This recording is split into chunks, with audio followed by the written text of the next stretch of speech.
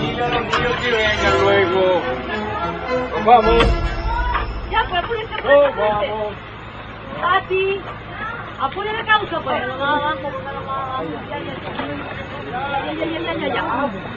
Y ya vamos.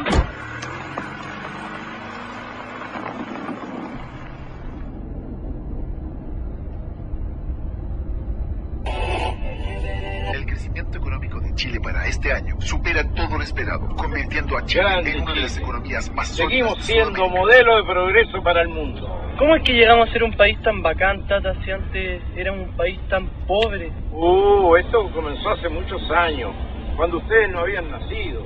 ¿Con la guerra del Pacífico? No, no tan atrás. Comenzó en el año 1973. Ese es un periodo de nuestra historia que hasta ahora ha sido muy, pero muy mal contado. ¿Y tú te la sabes o no, Tata? Claro que sí, pues yo me la viví en cuerpo y alma, mijo. Entonces cuéntala, pues, Tata. Cuéntala, Sí, Tata, Ya. Que la Mira, cuente. todo empezó en esos tiempos, en que el mundo estaba, fíjate, dividido entre capitalismo y comunismo. ¿Y qué es el capitalismo, Tata? Capitalismo, mira, es un basurero lleno de autos, casas, artículos eléctricos y comida. ¿Y el comunismo? Bueno, es lo mismo, el mismo basurero, pero sin nada. Causas. En 1970, el mundo se encontraba dividido entre dos ideologías políticas antagónicas e irreconciliables: la democracia y el comunismo marxista. Las dictaduras marxistas ya habían subyugado a la ex Unión Soviética, Alemania Oriental, China y Cuba, e intentaban extender sus dominios hasta América Latina. Ese año, el comunismo marxista vio la oportunidad de tomarse Chile fácilmente, accediendo al poder por la vía democrática del voto ciudadano, de la mano del líder de la Unidad Popular, el socialista Salvador Allende Gossen. Pero esta historia comenzó un poco antes, cuando en 1964 fue elegido presidente de Chile el demócrata cristiano Eduardo Frei Montalva, cuyo gobierno pavimentó el camino para la entronización del marxismo en el país. Al siguiente año, en la Universidad de Concepción, nacía el movimiento terrorista MIR. Las huestes comunistas, después que fueran proscritas y desarticuladas por el presidente Gabriel González Videla, habían logrado nuevamente reorganizarse. Mi teoría era muy clara y muy sencilla, y creo que es la única manera de defender la democracia en el mundo. Y es que la libertad que da la democracia no puede servir para ser destruida. Y usted, al darle cabida a un comunista y otorgarle los derechos y las libertades que tiene un demócrata, sencillamente usted lo que está es sentenciando a muerte a la democracia, como lo ha demostrado el Partido Comunista en todo el mundo. Como en 1970, el candidato de la Unidad Popular, Salvador Allende Gossen, en su cuarta postulación a la presidencia de la República, no alcanzó la mayoría absoluta de votos que necesitaba para ser elegido. Y por el sistema político de la época, o la institucional de la época, fue ratificado por el Congreso, quien le puso una serie de condiciones para el famoso Estatuto de Garantías, que por supuesto el presidente Allende después pasó por encima. Entonces se lo dijo a Regis Debray, recordemos. Que no hemos olvidado jamás un principio fundamental del marxismo, la lucha de clases. Nosotros dijimos en la campaña electoral que nuestra lucha era para cambiar el régimen y el sistema, y que íbamos nosotros a conquistar el gobierno, para conquistar el poder, a hacer las transformaciones revolucionarias que Chile necesita. El mismo día que Allende fue ratificado como el nuevo presidente de Chile, cientos de personas abandonaron el país. En su primer mensaje del año 71 al Congreso Nacional, él fue muy explícito porque dijo: si el Congreso no acoge las reformas que nosotros estamos realizando, las reformas revolucionarias, puede desatarse en el país un clima de gran violencia. Estamos vigilantes, sabemos perfectamente bien lo que la historia señala y no nos van a pillar de sorpresa. Además, ese enfrentamiento, ¿no?, antagonismo, tendrá ¿Cómo no va a haber si nosotros partimos del hecho esencial marxista de irse clase? Apenas asumido el mando, Allende reiteró su decisión de instaurar en Chile una economía socialista que contemplaba la expropiación por parte del Estado de todas las actividades vitales para el desarrollo económico y social del país. Ya en el mes de noviembre de 1970, miles de casas habían sido ocupadas por la fuerza y más de 1000 predios agrícolas corrieron la misma suerte en los meses siguientes. Al cuerpo de carabineros no se le permitía actuar contra los usurpadores. Los propietarios quedaron solos y desamparados frente al abuso y al desalojo del que eran víctimas. En las primeras semanas de su mandato, Allende indultó a un grupo de extremistas, condenados por los tribunales de justicia por asalto, robo y asesinatos a policías durante el gobierno de Eduardo Frei Montalva. Allende los calificó como jóvenes idealistas. Uno de los indultados, más tarde, en junio de 1971, asesinaría en plena vía pública al ex vicepresidente de la República, el demócrata cristiano Edmundo Pérez Sujovic. El tipo se bajó con una ametralladora ya a punto de disparar, se puso al lado de papá y le disparó a escasos centímetros. A lo anterior, se agregó una errónea decisión económica. Allende incrementó bruscamente el gasto público, financiándolo por medio de una descontrolada sobreemisión monetaria del Banco Central, que en ese entonces se produjo una de las peores crisis económicas que tenga recuerdo Chile.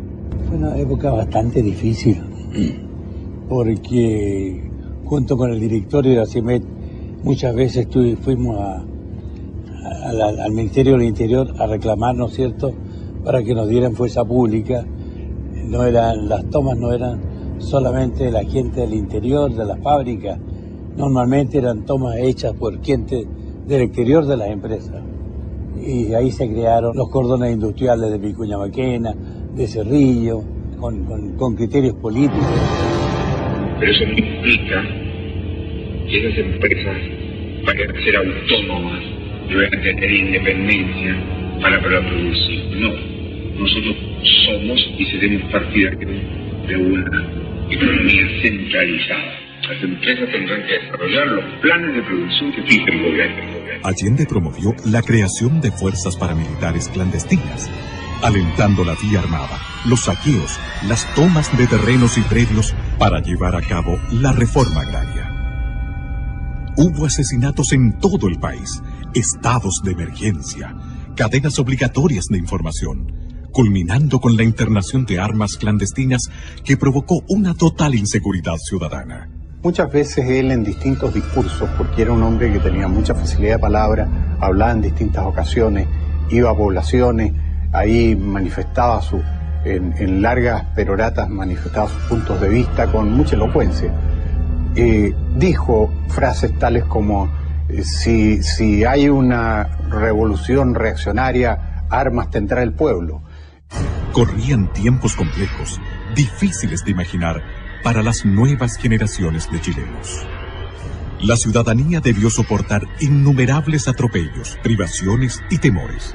Ningún propietario de tierras, empresa o comercio podía trabajar con la seguridad de que su propiedad no fuera expropiada por cualquier razón.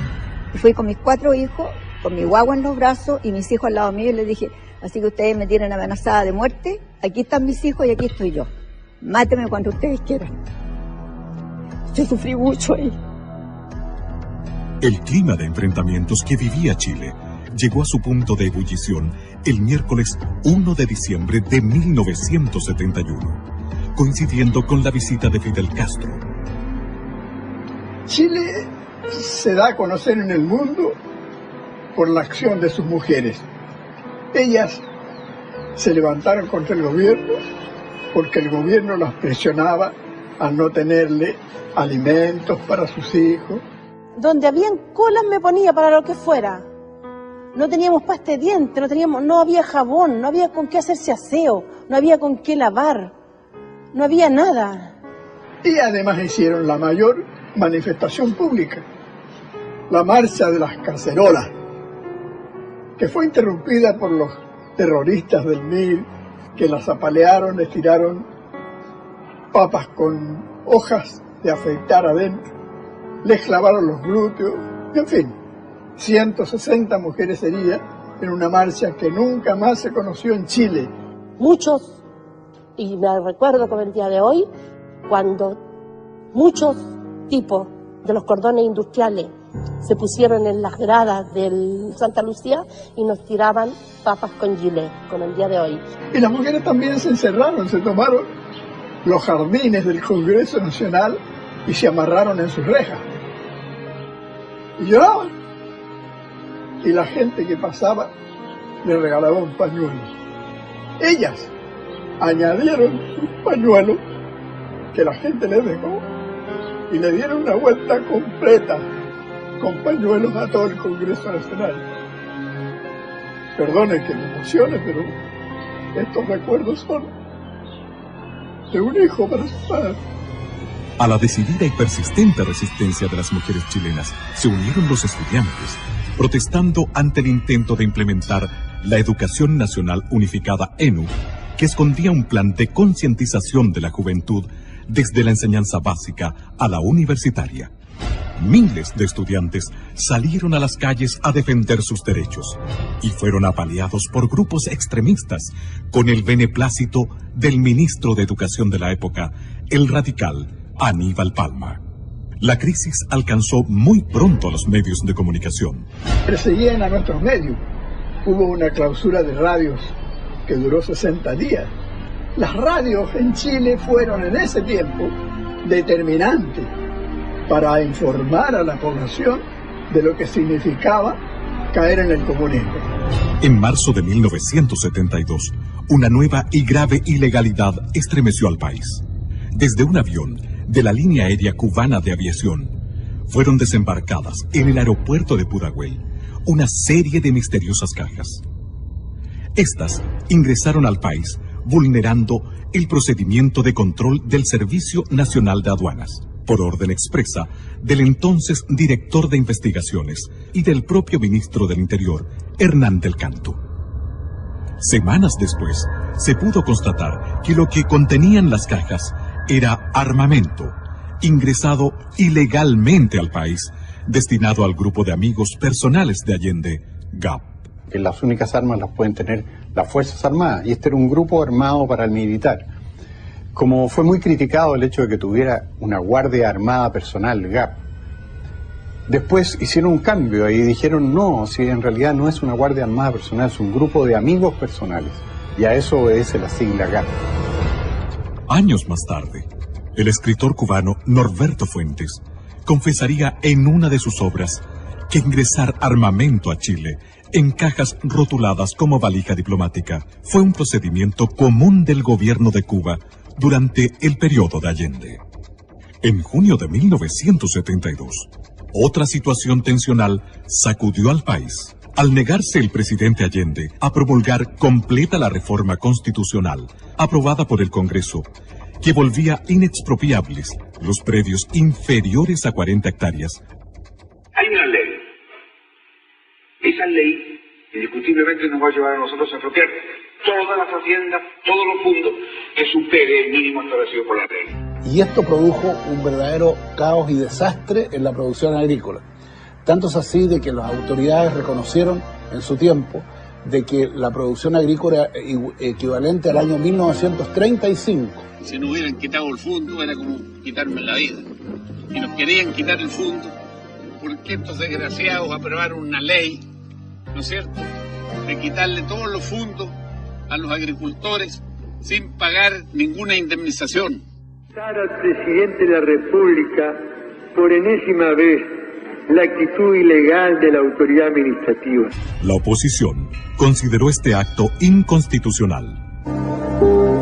Las cosas no pueden seguir como están. La Contraloría General de la República le dio la razón.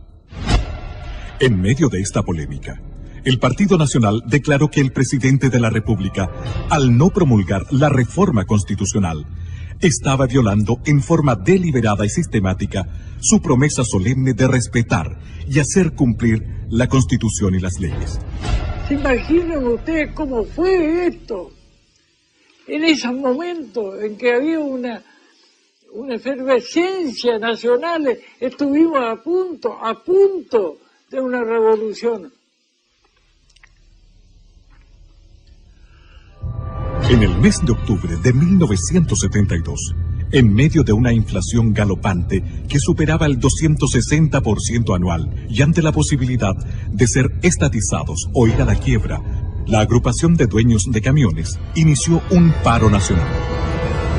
Querían seguir trabajando, había una persecución tremenda, si tú no eres comunista o socialista, preso, ¿ya? Y vino una sensación de inseguridad familiar primero, y después de todos los camioneros que son bravos para sus cosas. Comenzó a fallar la benzina. No le entregaban combustible a los camioneros, que éramos de una línea, ¿ya? Entonces, él formó el Mopare, que era una asociación de dueños de camiones, pero del lado contrario, ¿ya? El Mopare recibía todo, neumáticos, camiones, combustible, y a nosotros nos comenzaron a encerrarnos. Preocupado por la magnitud y los efectos de la protesta liderada por los camioneros, llamó a miembros de las Fuerzas Armadas a integrarse al gabinete, como una forma engañosa de establecer una solución y restaurar el orden. Me nombraron a mí como secretario general de ese entonces para tomar contacto con los interventores que eran de las Fuerzas Armadas, y en ese momento sonó el teléfono del Ministerio de Obras Públicas, donde estábamos, que queda frente a la Bolera. Era el presidente de la República que habló con el ministro Miolillate y le preguntó: ¿sabe usted dónde podemos encontrar a Jorge Álvarez? Dígale a Jorge Álvarez, porque así hablaba, que venga inmediatamente aquí a la Moneda. Entonces me dice: mire Álvarez, me dijo, soy un convencido que cada hombre tiene su precio. Decirme a mí esa weá. Y por lo tanto yo le voy a hacer un ofrecimiento a usted, con tal que me pare el paro. Que los camiones salgan mañana a trabajar. Y yo le hago depositar a usted en Nueva York, en una cuenta ultra secreta, $1 millón. Yo lo llevo mirando un rato. Si no está de acuerdo, 2 millones me dice. A los camioneros se agregaron luego todos los sectores productivos, paralizando por completo al país. Era obvio que íbamos por un muy mal camino, íbamos en dirección a una confrontación dentro de los chilenos, una guerra civil. Para el presidente Allende, esta crisis fue el verdadero anuncio de que la revolución marxista se le escapaba de las manos. En medio de la anarquía reinante, surgieron los comandos de extrema derecha como respuesta al desenfreno con que actuaban la Guardia de Amigos Personales de Allende GAP y las brigadas marxistas. Los enfrentamientos entre grupos antagónicos se sucedían sin previo aviso en los campos, en las carreteras y hasta en el centro de Santiago y otras ciudades. A fines del año 1972, la crisis económica y alimentaria en Chile se hizo insostenible. El gobierno de la Unidad Popular comenzó a preparar a la población para un plan de racionamiento de alimentos, combustibles y energía. La ola estaba creciendo y el desenlace, fuera cual fuere, tenía mal pronóstico.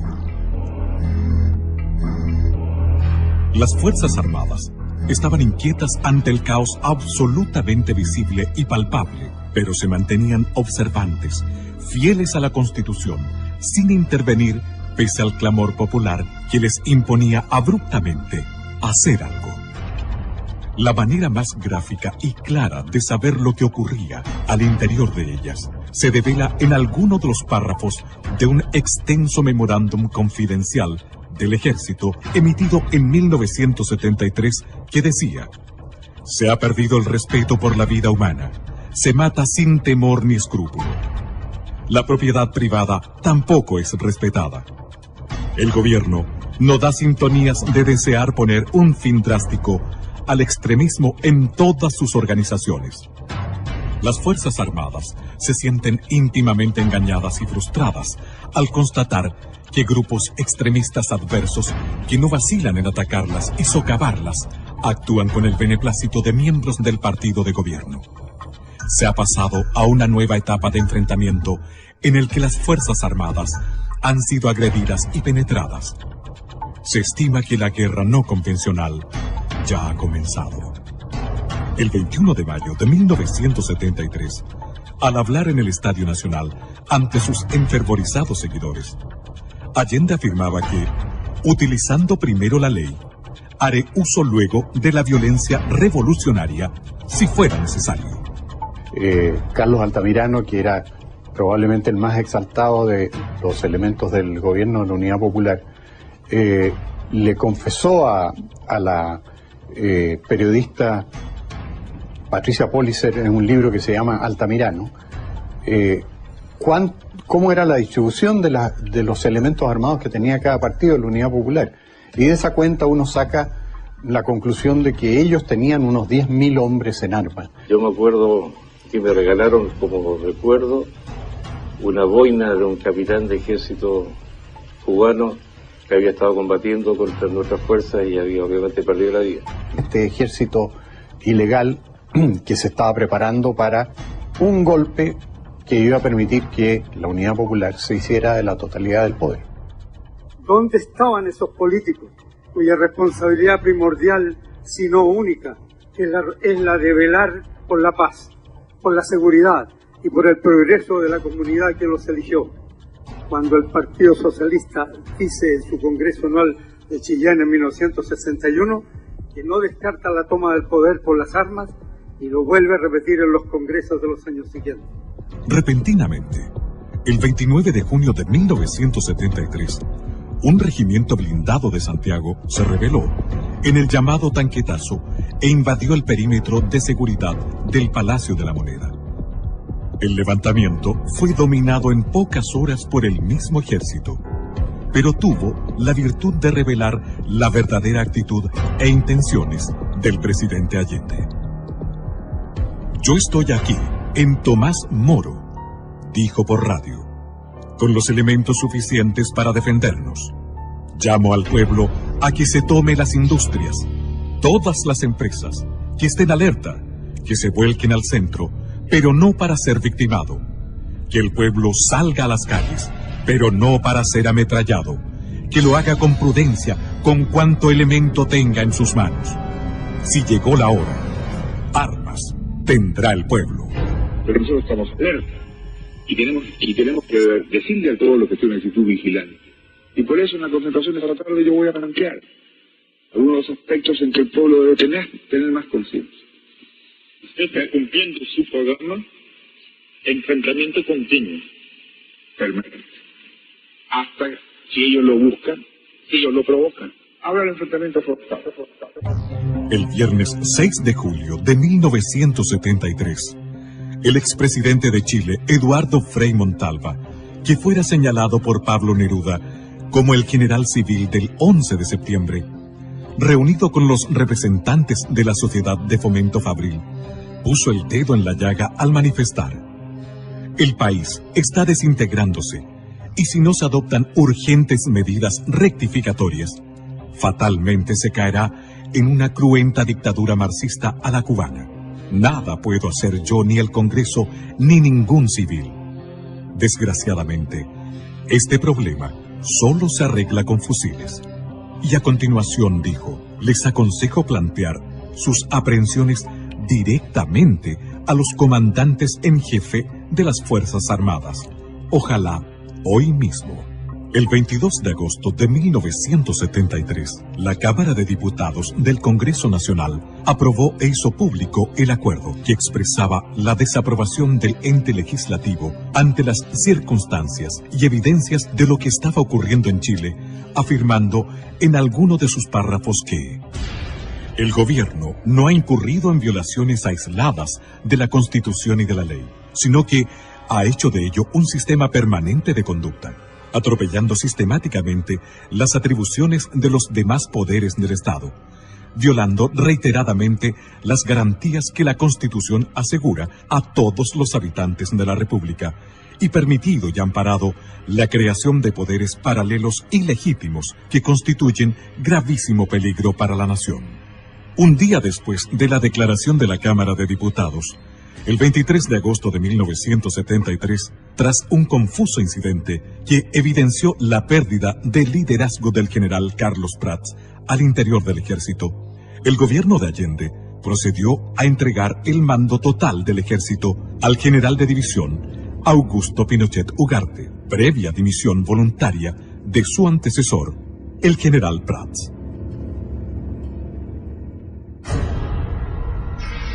Pronunciamiento militar y estado del país al recibirse. Al asumir el general Augusto Pinochet Ugarte como comandante en jefe del ejército, las piezas claves del porvenir de Chile se ubicaron en el lugar justo, en el momento preciso.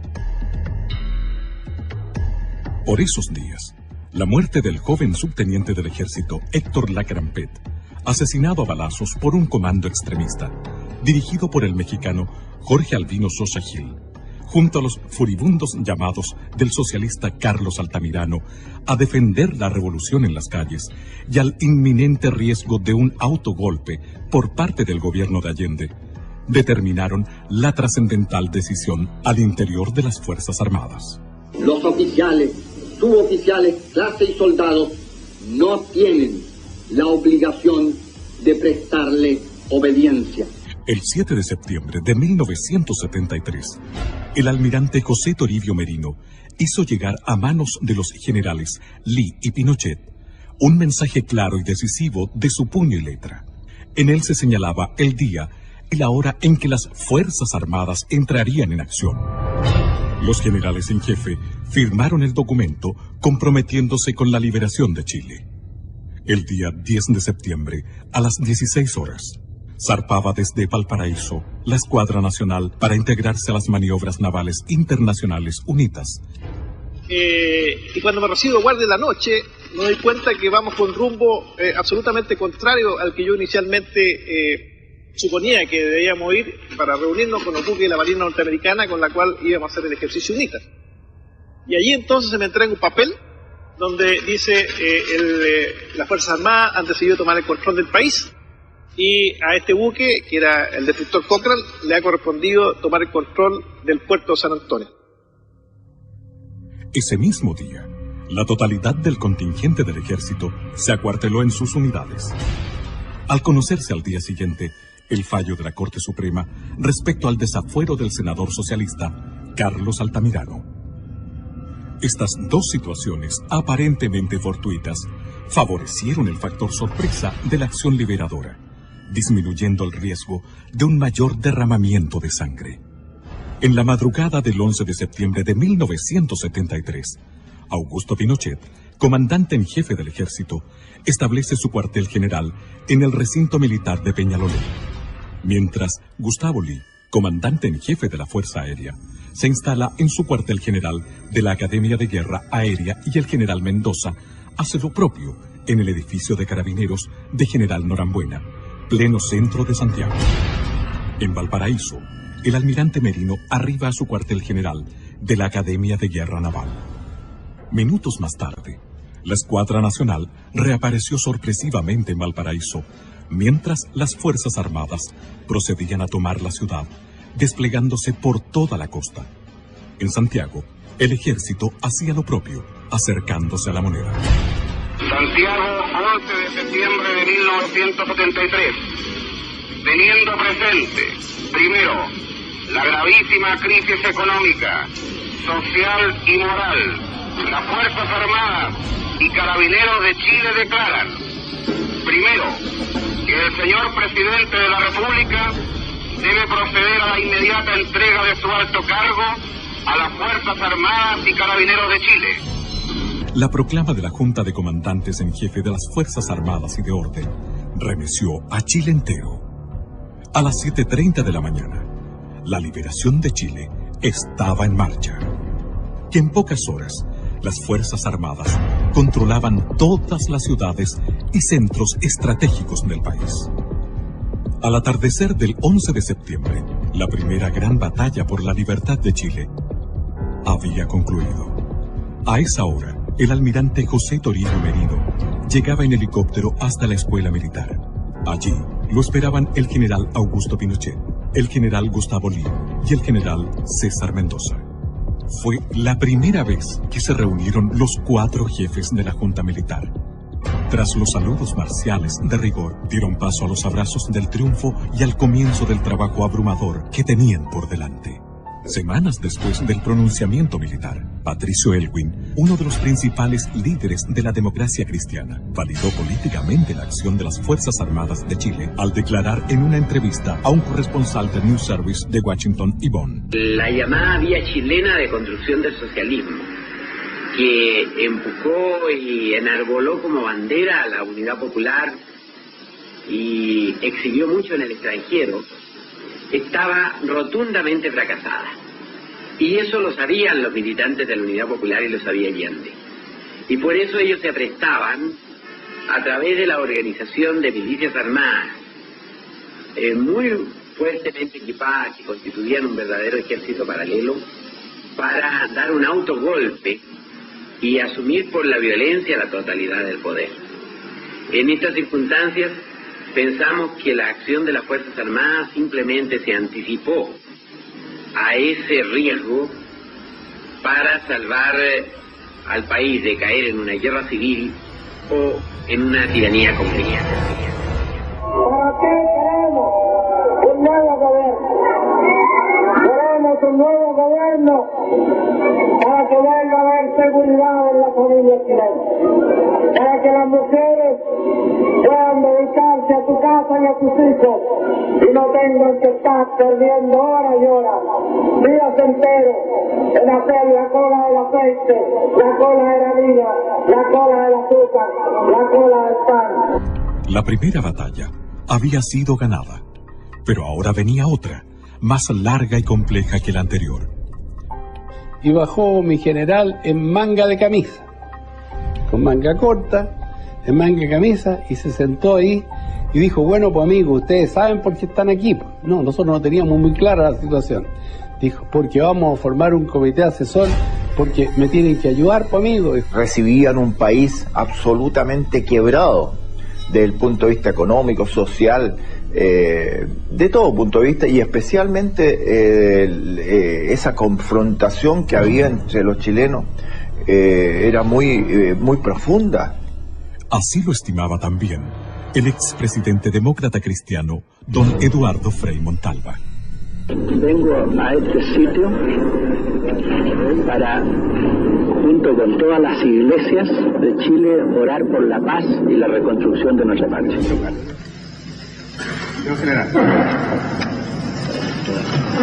juráis, por Dios, por la patria y la justicia, cumplir y hacer cumplir los postulados del acta de constitución de la Junta, con toda la energía que vuestro amor por Chile y con todos los medios a vuestro alcance, cualquiera que sea el sacrificio que ellos os demanden?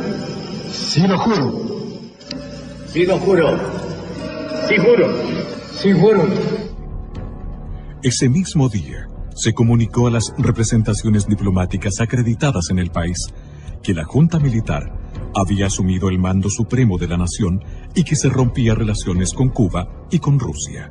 El expresidente Eduardo Frei Montalva declaraba al diario madrileño ABC: el marxismo, con conocimiento y aprobación de Salvador Allende, y acaso por instigación de Allende, había introducido en Chile innumerables arsenales que se guardaban en viviendas, oficinas, fábricas, almacenes. Los militares han salvado a Chile y a todos nosotros.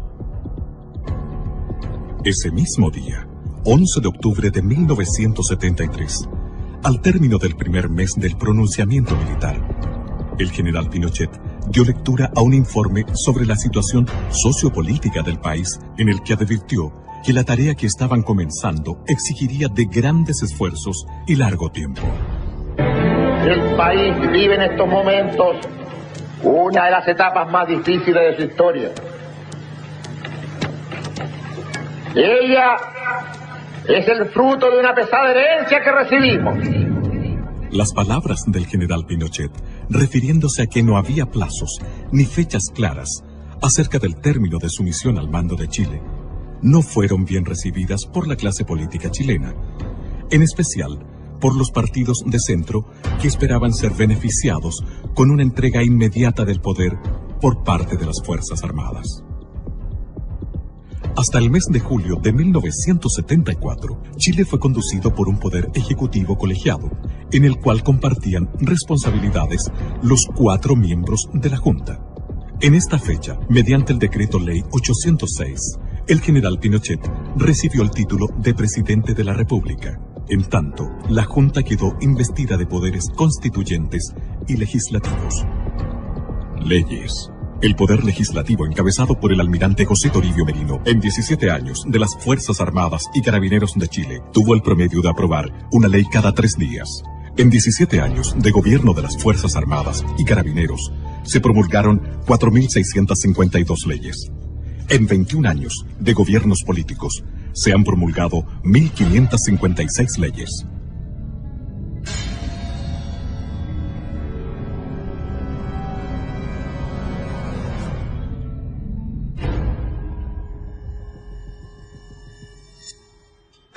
Bajo la conducción del presidente Pinochet, se organizó el Comité Asesor, encargado de diseñar el plan que se requería para sacar a Chile de la ruina en que lo había sumido el marxismo. Nos pusimos en la tarea con varios personajes como Gastón Acuña, Jaime Guzmán, Rubén Díaz, Neira y otros, a la creación de cosas que el gobierno debía hacer, darle ideas a los militares. Si bien los militares no tenían una concepción de detalles sobre el manejo económico del país, contaban con la suficiente inspiración para delinear y aplicar un modelo innovador de desarrollo y con los conocimientos de una serie de destacados oficiales jóvenes que habían hecho estudios y obtenido títulos universitarios en economía en paralelo a su carrera militar. Estudiaba yo en la universidad, en la Escuela de Economía, cuando un día, estando en la Academia de Guerra, el subdirector de la Academia de Guerra era precisamente el comandante don Augusto Pinochet Ugarte. Llegué a Santiago y nos constituyó a cargo del general Canesa a 10 oficiales del ejército que habíamos tenido de alguna u otra forma de preparación extrainstitucional para que le ayudáramos en esta asesoría, lo que se llamó el Estado Mayor Presidencial primero, pero que después pasó a llamarse el Comité Asesor. Que después de algunos pocos 2 o 3 años se transformó en el Ministerio Secretaría General de la Presidencia. No teníamos ni dónde almorzar, ¿se acuerdan? Y nos daban un rancho como Carabino. ¿Qué íbamos a alegar? Así nació esta cuestión, de a poquito, de a poquito, de a poquito. Así, asesorado por su propio staff y por la pericia de un grupo de jóvenes y brillantes economistas, egresados de la Universidad Católica de Chile, con postgrado en la Universidad de Chicago, y del propio Milton Friedman, el presidente Pinochet asumió este desafío, firmemente convencido de que era el único modo posible de levantar al país en corto tiempo. El 14 de septiembre de 1973 se integró a este equipo el economista Sergio de Castro, asesor del ministro de Economía Fernando Lenis y uno de los redactores del célebre documento denominado El Ladrillo, que más adelante se convertiría en el líder de los economistas liberales que diseñaron y dieron vida al milagro chileno. Los militares ordenaron todo este asunto del país. Estoy escuchando su conversación y sabe que lo más importante es que una vez que los militares ingresaron al gobierno, automáticamente el marxismo se terminó. Y la guerra también.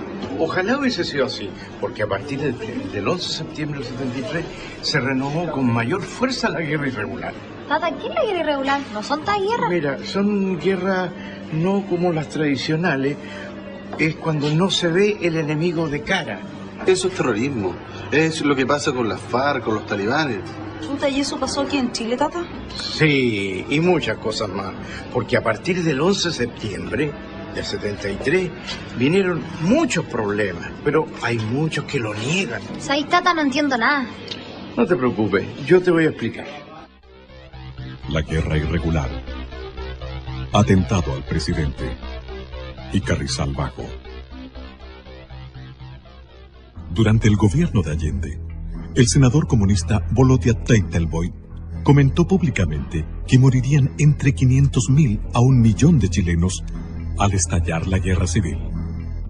Yo recuerdo el mismo 11 de septiembre, por el puesto en que a mí me tocó ir a servir, cuando trajeron el armamento recuperado de la casa del presidente de la República, de Tomás Moro, y aparecieron los fusiles AK-47, los famosos Kalashnikov, este fusil tan en esos años propio del Pacto de Varsovia, o sea, toda la gente de la órbita soviética. Si esta guerra civil nunca llegó a cumplir su sangriento objetivo, fue gracias al trabajo de los servicios de seguridad e inteligencia de las Fuerzas Armadas y de Orden, las que debieron enfrentar un largo estado de guerra irregular que costó la vida a varios de sus miembros. Evidentemente que existía una guerra no regular, una guerra no declarada, pero existía. Nosotros los carabineros sufrimos muchas bajas, nos mataron mucha gente. Todo ese impacto nos llevó a concluir de que habían estas bandas organizadas con mucho poder y hubo que organizar servicios de seguridad que lucharon intensamente contra esa gente y no como se dice actualmente se luchó contra los opositores del gobierno militar, ¿no? Por consecuencia, esto los obligaría a aceptar que el calificativo recurrente de asesinos en realidad se lo merecen quienes armaron a jóvenes inexpertos para enfrentarse al ejército institucional y no los miembros de este, que por obligación profesional debieron reprimir a un ejército irregular. Hoy puedo afirmar que por suerte no obtuvimos la victoria, porque de haber sido así, teniendo en cuenta nuestra formación y el grado de dependencia con Cuba, hubiéramos ahogado el continente en una barbarie generalizada.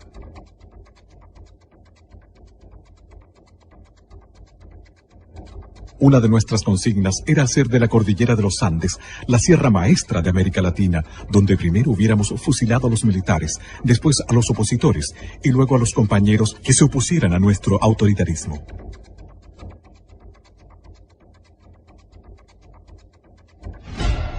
Este estado de guerra irregular solo fue evidente para la ciudadanía a través de algunos hitos que trascendieron hacia la opinión pública, como los secuestros y asesinatos de relevantes personajes del quehacer nacional. El decomiso de los arsenales clandestinos de Carrizal Bajo y el intento de magnicidio contra el presidente de la República. Todo esto se prepara a fines del 83. Ahí comienza a armarse, junto con la creación formal del Manuel Rodríguez, del movimiento Manuel Rodríguez. Esta era una cooperación revolucionaria de Fidel Castro al Partido Comunista. O sea, aquí el Partido Comunista el año 86 era sí o sí. El régimen militar tenía que terminar, a como diera lugar. Pese a que la Constitución de 1980 dejaba establecidos los plazos para transferir el poder a quienes el pueblo eligiera en los procesos electorales de 1988 y 1989, como efectivamente sucedió, el 14 de diciembre de 1983, surgió la organización autodenominada Frente Patriótico Manuel Rodríguez. ¿Estas armas de dónde venían? Estas armas eran armamento del ejército de Estados Unidos abandonado en Vietnam. Y eso pudo determinarlo un peritaje del FBI. Estas armas fueron llevadas a Cuba, fueron entregadas a Cuba. Y Cuba lo reconoce en más de alguna publicación que se han hecho, en barcos pesqueros de alta mar, los trajeron a las costas chilenas. Sabemos aproximadamente por la cabida que tenían las dos goletas, que ingresaron alrededor de 70 a 80 toneladas y se lograron pesquisar entre 55 a 60 toneladas. El resto o está en la zona o está repartido. Por lo que se ha escuchado, dice que esas armas están en algún lugar y bien guardadas y bien mantenidas. Esta fue una larga investigación, hubo más de 60, 70 procesados, detenidos, fueron condenados, y los más importantes de estos se fugaron en una gran fuga de febrero o enero del año 90. Y los otros, bueno, los otros están amnistiados, indultados, desde luego ninguno en Chile. Ahora, ¿qué iban a hacer con 4.000, 5.000 M-16? ¿Tenían 4.000, 5.000 combatientes? Había mucho combatiente preparado. Mucho combatiente preparado en Cuba, en Angola, en Nicaragua. Habían oficiales que sí prepararon esto. El propio atentado al general Pinochet, no le quepa la menor duda, que fue preparado por oficiales de Estado Mayor cubanos. El cohete Low para un tanque. El cohete Low genera de 2.000 a 3.000 grados Celsius. Era para que no hubiese salido nadie vivo. ¿Por qué? Porque la carretera era de 2 pistas, una ida y una de vuelta. Cerraron una pista con un vehículo, con una casa rodante. Al otro lado había una quebrada de 200 metros, había un pequeño murallón de 20 metros al otro lado, y por el camino hacia el oriente lo cerraron con una camioneta Loop con 6 hombres, con Low y con M-16. Eran alrededor de 21 o 22 hombres. A uno de los vehículos adelantados los carbonizan con un Low. Los matan a los 4 que han convertido en carbón. Miguel Pinochet iba en un Mercedes-Benz. Iban 2. Ellos no sabían en cuál de los 2 iba, pero eran autos blindados. Y les dispararon por todos lados, le tiraban granadas, los autos saltaban. La reconstrucción de escena estaba clarísimo. Pero los autos resistieron absolutamente. Y cuando llega el momento en que uno le dispara un Low, esos que paran un tanque, ahí yo creo absolutamente en los milagros, pero en este caso es un milagro científico, que el Low, para prepararse, entonces para explosar, requiere de un mínimo de distancia, requiere a lo menos 25 a 30 metros para prepararse, porque si no, muere el tirador. Bueno, aquí este hombre se acercó para asegurar el blanco y disparó a 10 metros. Y el Low no estalló. Este vil atentado costó la vida a 5 integrantes de la escolta presidencial y dejó inválidos a otros 12. Sin embargo, una vez más, la divina providencia, junto al coraje y la rápida reacción de los escoltas, no permitieron que se concretara el magnicidio, y el presidente Augusto Pinochet y su nieto de 11 años, Rodrigo García, que le acompañaba en esa oportunidad, resultaron ilesos. Y al último momento, yo no sé por qué le grité todavía por un vidrio, por una ventana: sube al niño en el auto tuyo. No iba a ir, el niño iba a ir con el médico. Y yo no sé, porque si no, Augusto se habría bajado. Si no va con el niño, se baja y lo matan, por supuesto. Pero Rodrigo tenía mucha pena porque había visto morir a los escoltas. Él al principio lo veía como que fuera una cosa irreal, como de televisión. Así lo veía él al principio. Después se dio cuenta que era real. Y le dije: mira, hijo, tienes 2 opciones. O esto te amarga la vida, o simplemente lo tomas como una prueba que Dios te da y maduras y lo tomas positivamente o negativo. Es tu elección.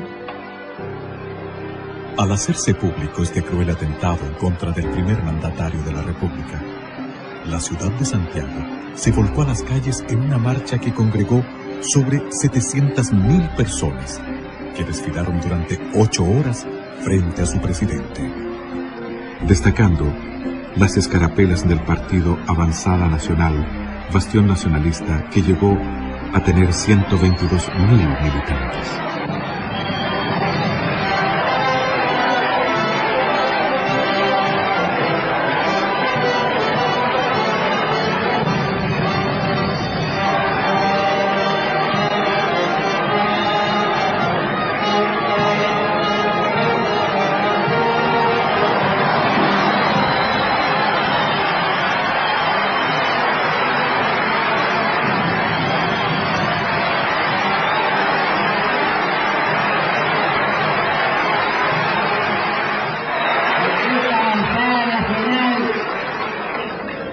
La hizo crecer desde pequeña y ya está hecha un hombre.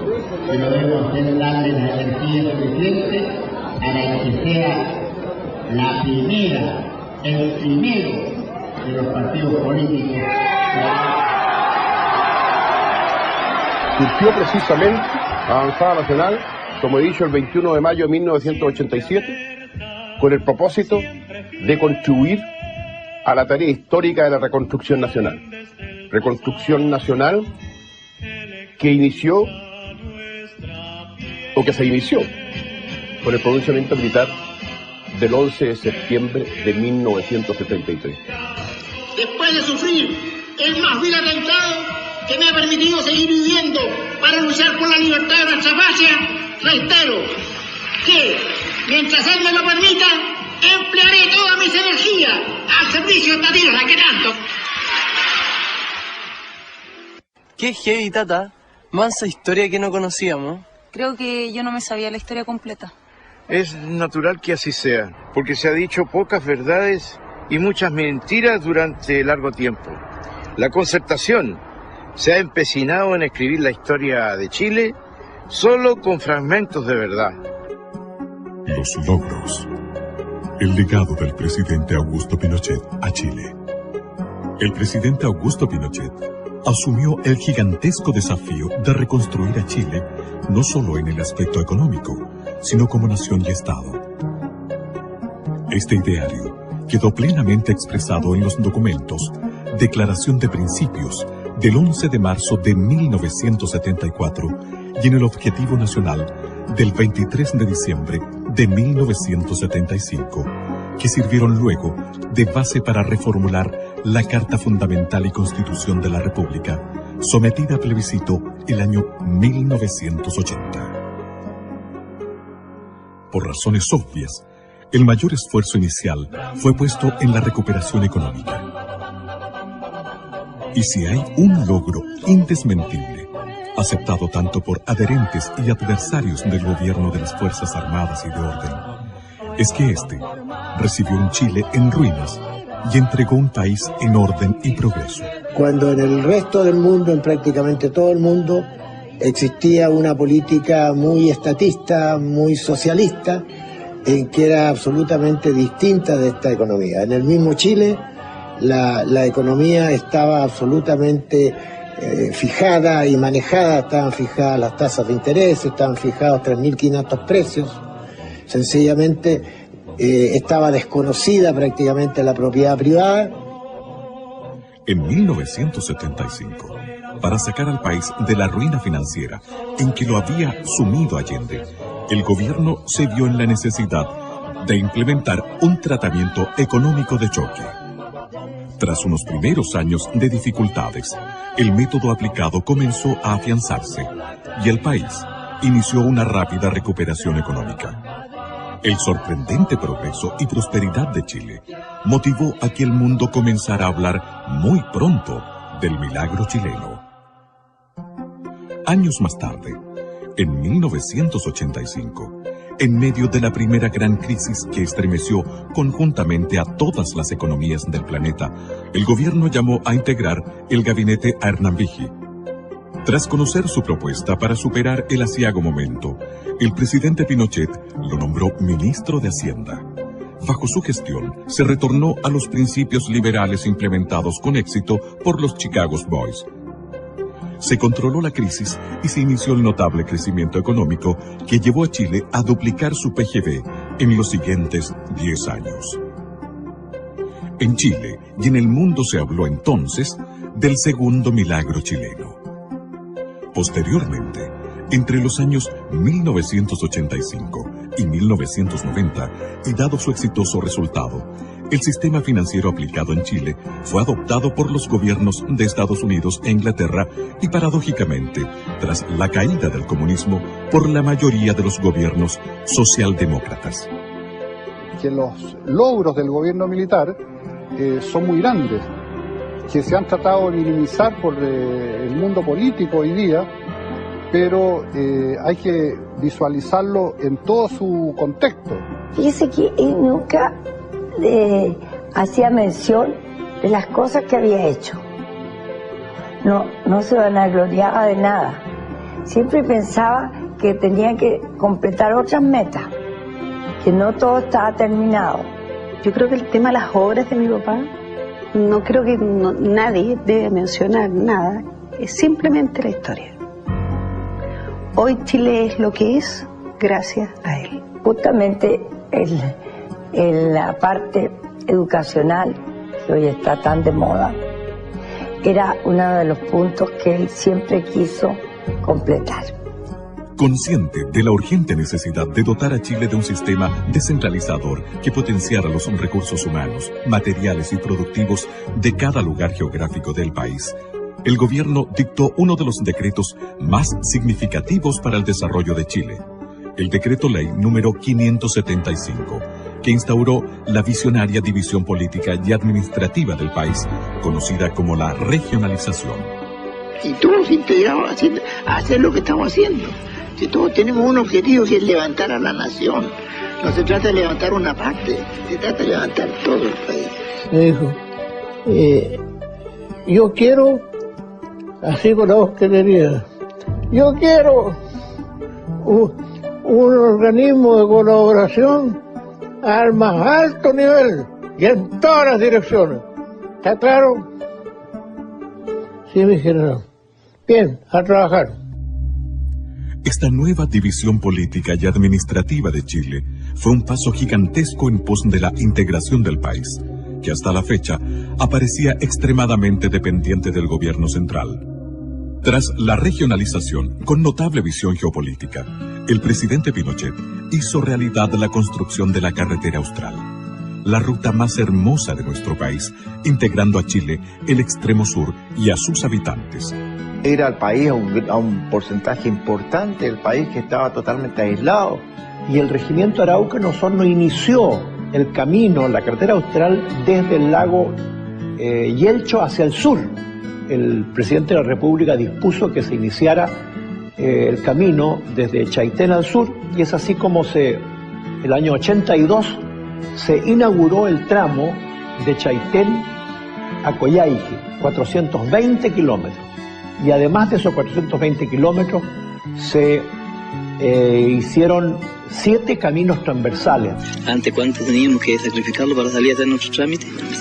En barco hasta 20 días o más. Y por ahí se echaban a perder los barcos o el temporal, el viento, no podían traficar. Ahí tenía que uno estar sin poder avanzar. Es un orgullo el haber tenido cerca nuestro al ejército, porque para nosotros el ejército, y más bien don Augusto Pinochet, nos sacó del aislamiento.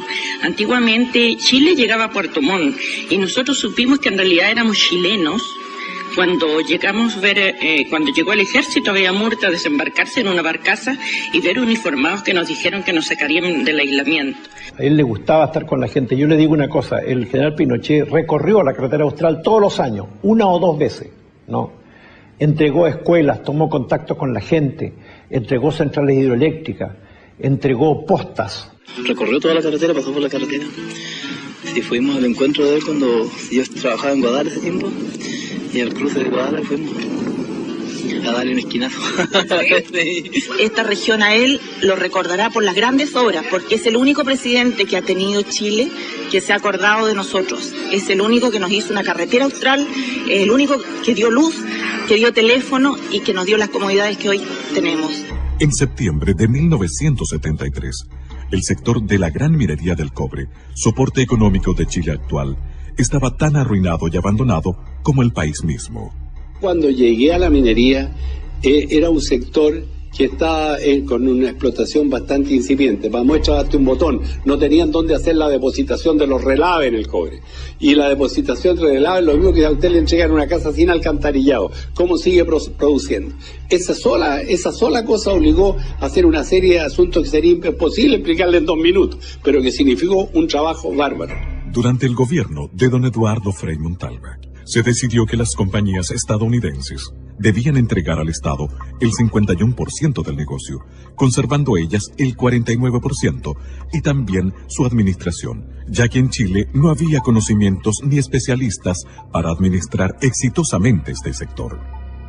En 1971, el gobierno de Allende expropió y nacionalizó la totalidad de las empresas mineras administradas por empresas extranjeras, acción que contó con el respaldo unánime del Congreso Pleno. La producción en cero, porque la producción, como había sido no una expropiación, sino que había sido una apropiación del capital norteamericano, los norteamericanos reaccionaron con la justicia y nos embargaron todas las cargas de cobre. Entonces lo que usted salía para afuera quedaba embargado en los puertos que llegaba. Por lo tanto, la entrada era cero.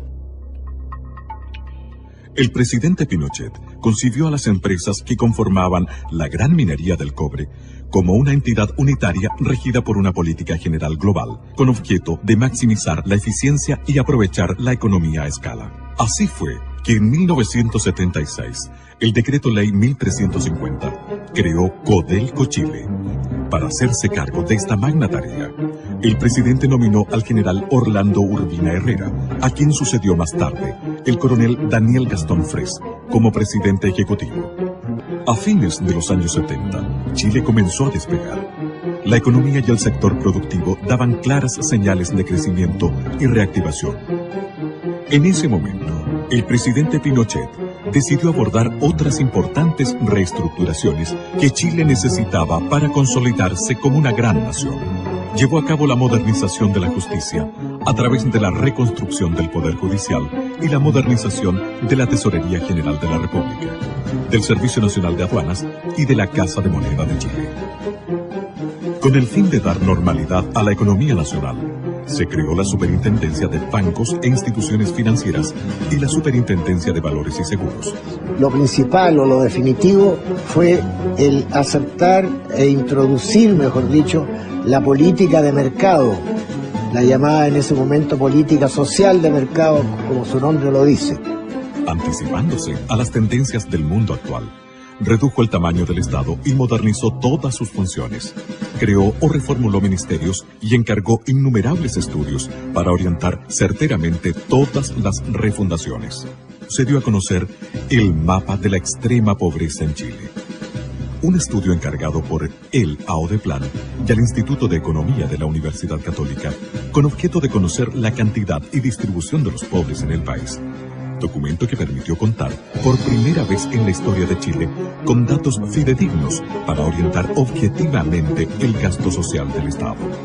Con su característica visión de futuro, el presidente Pinochet dispuso la creación de la Comisión Nacional de Energía, una repartición de gobierno con facultades ministeriales que en la actualidad ha tomado enorme importancia en cuanto a normar e impulsar el vital desarrollo energético de Chile. Y tomando en consideración que Chile es un país sísmico, dispuso la creación de la Oficina Nacional de Emergencia del Ministerio del Interior, ONEMI. Creó la Academia Nacional de Estudios Políticos y Estratégicos, ANEP, destinada a preparar a los altos mandos de la nación. Impulsó el fortalecimiento de la agricultura.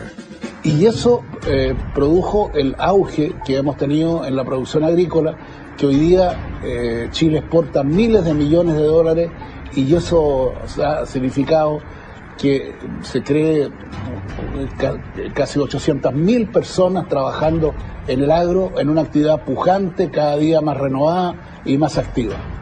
Junto a lo anterior, se introdujeron variados avances tecnológicos orientados a aumentar el rendimiento por hectáreas cultivadas y mejorar la calidad de los productos, entre otros, el sistema de regadío gota a gota. Se sacó una ley, que es la ley de fomento a obras de riego, en que se incentivaba al privado a invertir en obras de riego. Preocupado por las necesidades de los trabajadores, se puso en vigencia la aplicación de un plan laboral basado en la promulgación de un nuevo Código del Trabajo. Habían una serie de rigideces en la legislación del trabajo que atentaba precisamente contra la contratación de los trabajadores. Y la prueba más clara es que un estudio hecho, creo que al final del gobierno de don Eduardo Frei Montalva, indicaba que no se habían creado nuevas fuentes de trabajo a ese nivel. Uno de los beneficios más importantes y trascendentales que tuvo en miras el gobierno del general Pinochet fue terminar con la división de las clases sociales entre los trabajadores obreros y empleados. El obrero, que era el hombre que trabajaba con el pico y la pala, y el trabajador, que era el trabajador de cuello y corbata, estaban divididos en un modo casi infranqueable, y siempre había mucha división respecto de las relaciones que tenían que tener entre ambos.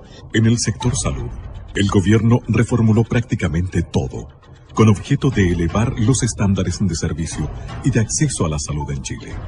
No se opta por construir más hospitales, se opta fundamentalmente por atacar los problemas de salud. ¿Por qué surgen los problemas de salud?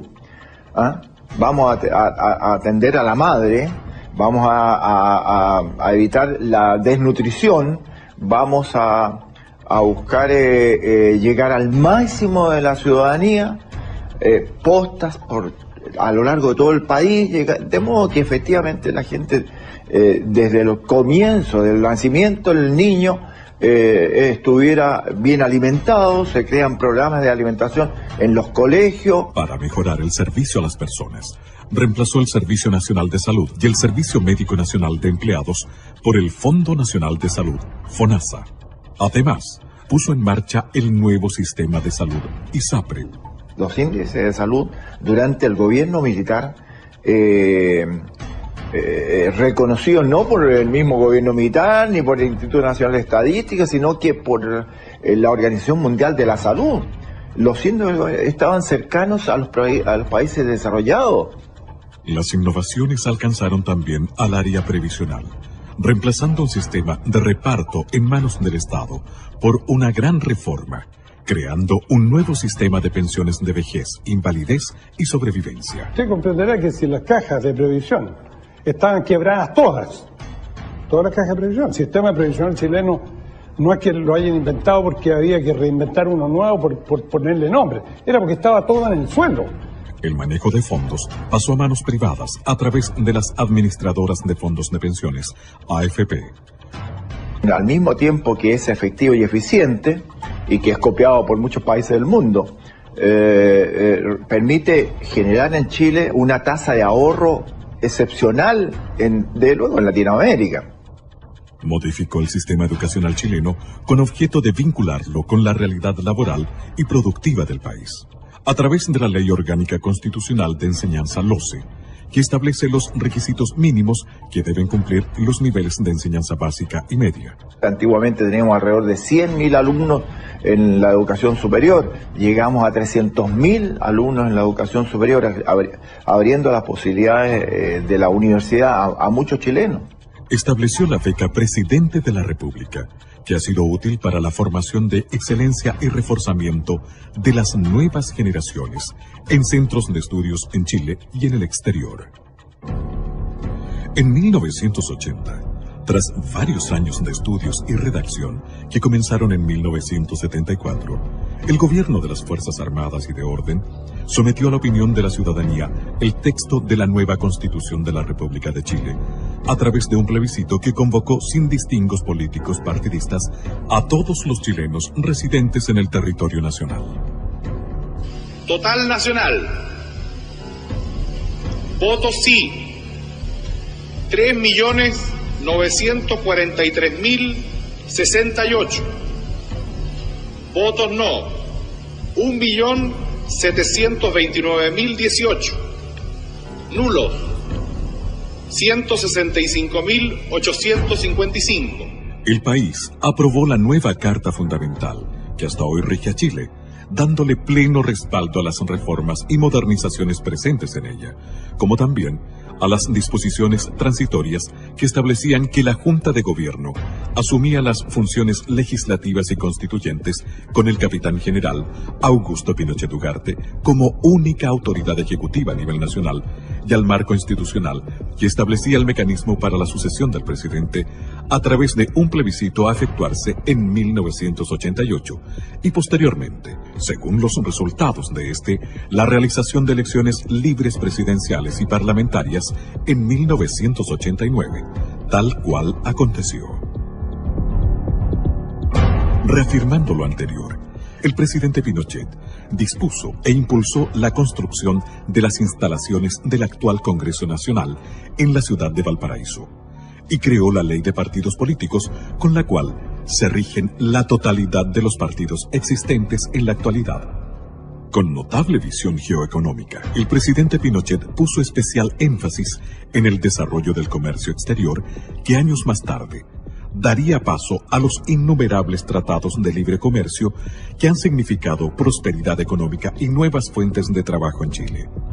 Y creó ProChile para proveer al comercio exterior de un instrumento de promoción y respaldo especializado, con una oficina en cada una de las sedes diplomáticas nacionales. En este periodo se inició el gran poder exportador de productos no tradicionales que a la fecha solo era de carácter minero.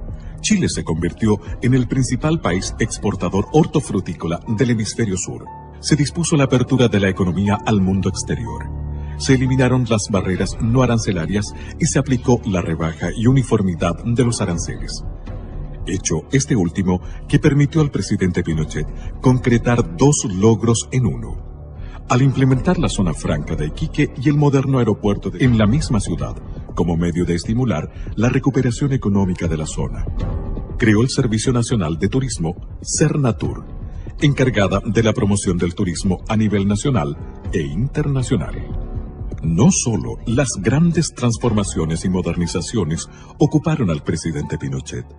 Su grandiosa obra está salpicada de detalles. Tenía mucho aprecio a los mapuches.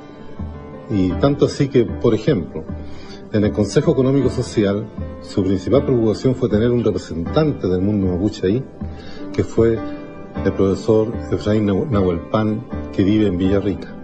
Además, en el sur, él fue nombrado lonco, se le entregó la clava, que es el toque de mando de los mapuches, como símbolo, y de hecho ellos tienen muy buen recuerdo, porque cuando hubo que repartir las tierras después de la reforma agraria, ellos se convirtieron en propietarios, verdaderos propietarios de sus tierras. Creo que era un ser excepcional, una persona preocupada de todos quienes trabajábamos al lado de él. Siempre tenía una palabra de preguntar de cómo se encontraba la familia. Haciendo gala de su gran espíritu patriota, dispuso por decreto que la cueca fuera oficializada como baile nacional e incorporó como símbolos patrios al copihue y la araucaria. Faltaba algo, faltaba que alguien le pusiera la marca, porque el animal con marca, ese tiene valor. Y fue así como mi capitán Augusto Pinochet Ugarte acordó firmar el decreto con fuerza de ley de que la cueca era la danza nacional. Fue el primer presidente de Chile en ejercicio en viajar a Isla de Pascua. En Rapa Nui había solo 1.200 electores, cifra a la que los políticos no le daban relevancia. Sin embargo, el presidente Pinochet, con su visión geopolítica, no lo consideró así y llevó a la isla progreso, fomentando el turismo y construyendo un hospital que en esos años tuvo un costo de $3 millones. La emoción y alegría de los pascuenses se reflejó en el tierno y conmovedor saludo que le brindó una pequeña pascuense.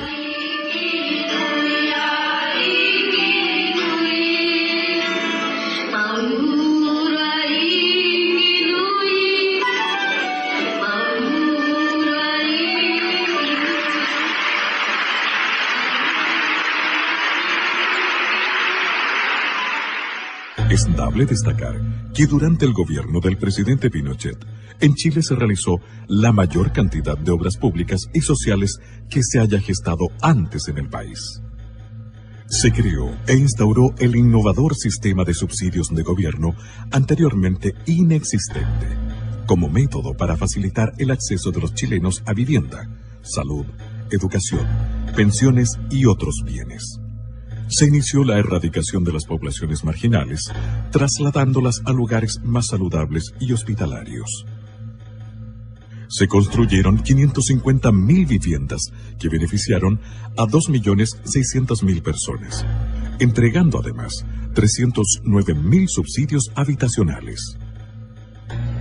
Fíjese que cuando asumió el gobierno militar, en agua potable había una cobertura de un 68%, y eso se entregó después de 17 años con una cobertura del 98% de la población chilena que tenía alcantarillado. De agua potable, perdón. Y alcantarillado había recién un 35% de cobertura cuando asumió el gobierno militar, y se entregó con un 75%. Dispuso la construcción del embalse El Toro, las centrales hidroeléctricas de Colbún Machicura, e inauguró 2.875 plantas eléctricas, potenciando el desarrollo del país y mejorando los estándares de vida de cientos de pueblos y ciudades que tuvieron acceso a la electricidad. Bajo su presidencia se construyeron 2.155 kilómetros de caminos y 450 nuevos puentes.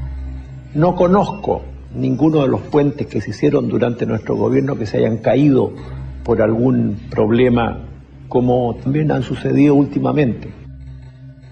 Impulsó, construyó y puso en marcha el Metro de Santiago, con 36 estaciones y 50 trenes. Creó la DIGEDER, hoy Chile Deportes, como un ente necesario para normar y estimular el deporte en todo Chile. Con cálida dedicación, apoyó a la primera dama, señora Lucía Iriart de Pinochet, en la exitosa creación del voluntariado femenino, cuya obra se mantiene vigente en todo el país para beneficio de los más débiles y desvalidos, y que ha contribuido a la valoración de las mujeres como importantes artífices en el desarrollo social, político y administrativo del país. En 1974, cumplió el compromiso que hicieran a la Virgen del Carmen los padres de la patria, el que por más de un siglo y medio estuvo pendiente, levantando en su honor el templo votivo de Maipú, en el sitio donde libró la batalla decisiva por la independencia de Chile. Yo creo que el gobierno militar sentó las bases para que se construyera un Chile moderno. Y yo creo que eso es lo más importante del gobierno militar. Además, durante este periodo, el gobierno chileno evitó 2 conflictos bélicos internacionales, una guerra con Perú y una guerra inminentemente con Argentina, sin ceder jamás ni un centímetro de territorio. Yo conociendo esto, ¿no es cierto?, sabiendo que venía un periodo crítico, reuní a las autoridades de Punta Arenas, y ahí me acuerdo bien claro que le dije que la guerra era lamentablemente inminente. Nosotros tuvimos, si mal no recuerdo, 3 o 4 meses en los canales del sur, con toda la inclemencia del tiempo, preparados para lo peor. Recuerdo perfectamente que el comandante del buque formó la dotación y fue con arenga. O sea, nosotros definitivamente zarpamos al combate. Era un buque, para ponerlo en palabras simples, un buque señuelo de misiles. O sea, era el buque que de alguna forma iba a atraer a los misiles de la escuadra enemiga, con la cual nos íbamos a encontrar a las 7 de la mañana. Así que, la verdad, las posibilidades de sobrevivencia a ese buque eran bastante escasas. Sin embargo, cada uno cumplió exactamente con su deber y cada uno estaba en su puesto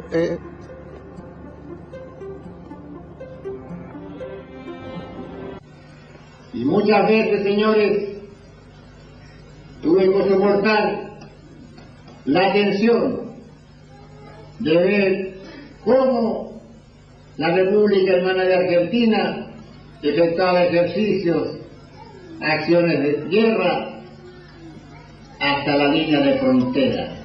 Y ahí fue cuando en esa oportunidad le manifesté al señor presidente Videla que mientras hicieran ejercicios hasta la frontera no había problema.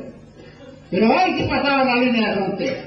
Ahí se pasaba. Recibí esa orden que estaba escrita directamente de Pinochet y decía más o menos lo mismo.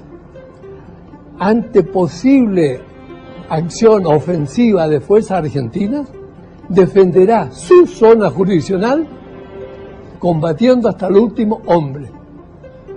Esa es la misión que yo, como comandante en jefe, recibí.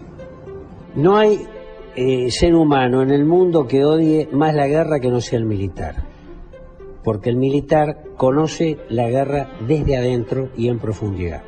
Que aquel magallánico que creyera no tener la capacidad, la moral, la fuerza anímica para resistir a la acción de una guerra, les pedía, pero no lo podía ordenar porque no había declaración de guerra, les pedía que dejara la zona. Estuve con la observación en el aeropuerto y en el puerto durante una semana para ver cuántos magallánicos abandonaba Punta Arenas. Ni uno. Ni uno. Obviamente las circunstancias fueron variando, pero la buena voluntad, también con un impulso que vino del Vaticano,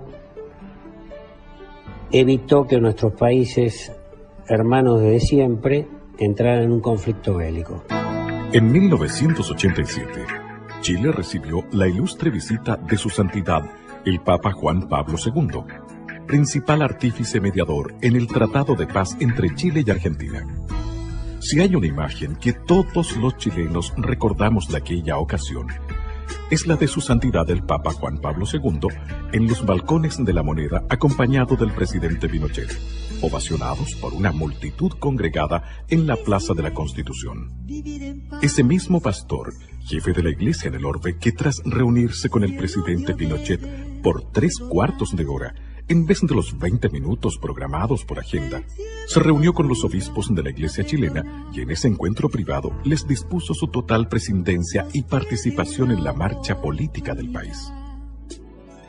Años después, su santidad Juan Pablo II envió una carta personal felicitando y dando su bendición al general y su esposa, señora Lucía, por cumplir 50 años de matrimonio.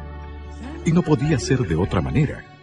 Pinochet fue un católico observante que durante todo su periodo de gobierno respetó e hizo respetar los valores de la Iglesia, como también el de los otros credos religiosos. Oye, ¿te conviene que hayan caballos? Oye, mami, me dijiste que había motos. No, sí hay. Llegamos, al fin. Ay, ay, ay. ¿Está buena la vista? Mira, la verdad es que está bonito, ¿ah? Sí, igual hemos invertido tiempo acá. Mira este paisaje, Samuel, miren. Miren la maravilla, la panorámica. Mira. Y ese letrero dice Carretera Austral, Augusto Pinochet Ugarte. ¿Qué espectacular, te gusta? Una maravilla. Cientos de kilómetros de carretera que antes de Pinochet eran intransitables. Oye, Tata, Sí. ¿tú crees que después de todo esto la gente dejó de hablar mal de él? No, hijita. El dicho es que el mal nunca descansa. Entrega del país a los políticos. Venganza e inmortalidad. Tal como estaba establecido en la Constitución Política de la República, aprobada por los chilenos en 1980, el gobierno del presidente Pinochet llamó a un plebiscito en 1988 para conocer la voluntad ciudadana respecto a la continuidad del régimen o al traspaso del poder a la clase política. A querer un dictador fijarse plazo. En este momento, fíjate que estamos a un paso, me han nominado y estamos a un paso de llegar a efecto el plebiscito. ¿Cuál es el ansia de poder que tengo yo? Una alianza circunstancial e instrumental de las fuerzas políticas adversarias, unidas a una campaña publicitaria nacional e internacional sin precedentes, inclinó la balanza hacia la entrega del país a los políticos. Que por sobre la contingencia está Chile y sus valores permanentes. En consecuencia, acatamos los resultados que el país ya conoce. Esa imagen, que yo cuando era senador también la viví, cuando el general Pinochet le entrega la banda presidencial a Elwin, ningún gobierno de facto que yo conozca ha hecho eso. Y eso no se ha resaltado convenientemente.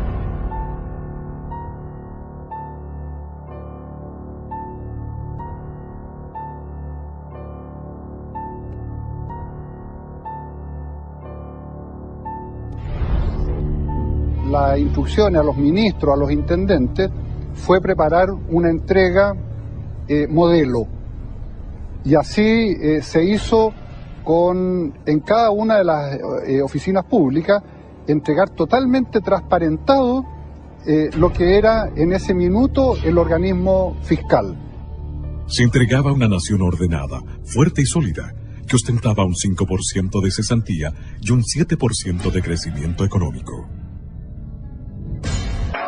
Y en este momento se ingresa ya a la sala de plenarios, con lo cual se da inicio así a la solemne ceremonia en que el presidente de la República dará cuenta de su gestión de gobierno de estos 16 años.